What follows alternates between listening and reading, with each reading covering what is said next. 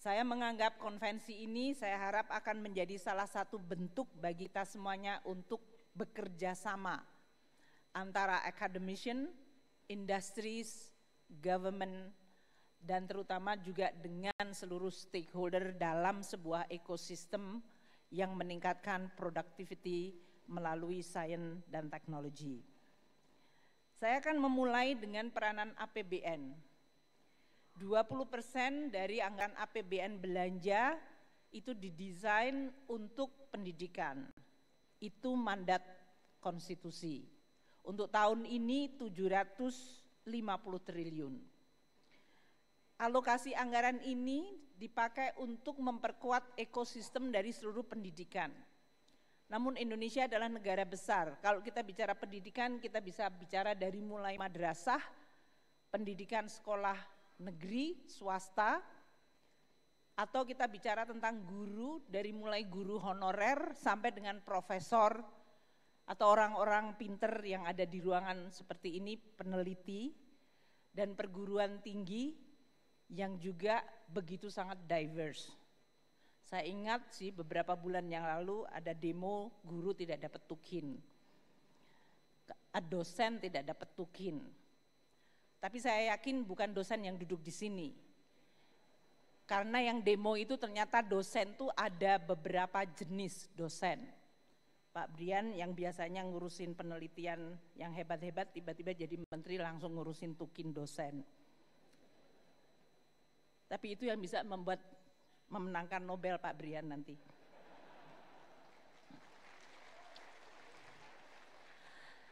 Tapi kita tahu bahwa intelektualitas dan kepandaian maupun kemampuan untuk meraih prestasi itu bukan masalah azas sama rata sama rasa. Begitu jadi dosen kemudian punya hak privilege untuk mendapatkan tunjangan.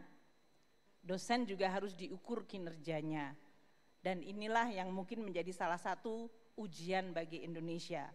Are we rewarding the achievement atau are we going to distributing the money for the sake of just equality? Ini merupakan suatu desain insentif yang menurut saya teman-teman dari kelompok perguruan tinggi harus membahas dan mempertanyakan diri sendiri dan mungkin juga merekomendasi what kind of incentive system yang harusnya kita establish untuk membuat anggaran pendidikan itu benar-benar menghasilkan hasil yang baik. Untuk hari ini kami mengelola APBN untuk anggaran pendidikan berdasarkan ekosistem pendidikan. Klaster pertama adalah anggaran yang dialokasikan untuk benefitnya adalah para murid sampai dengan mahasiswa.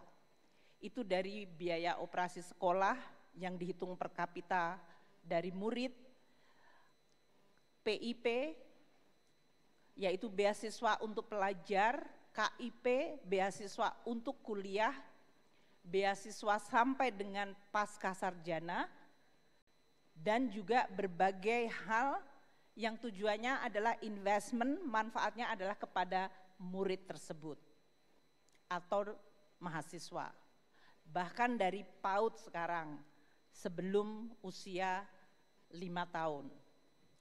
Ini menjadi penting di dalam investment human capital. Klaster kedua adalah untuk guru dan dosen. Dan itu belanjanya dari mulai gaji sampai dengan tunjangan kinerja tadi.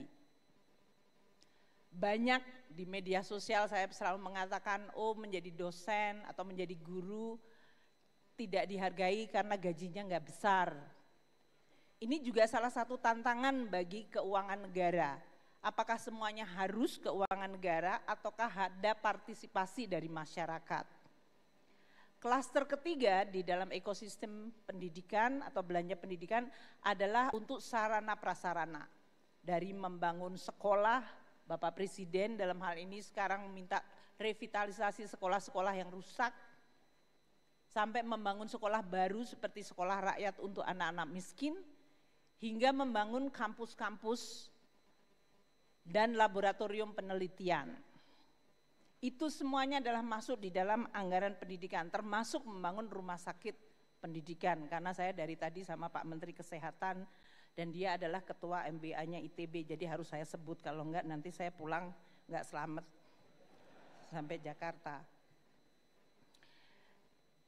Dan itu adalah semuanya digunakan di dalam rangka untuk memperkuat ekosistem pendidikan dan penelitian di Indonesia. Tahun 2025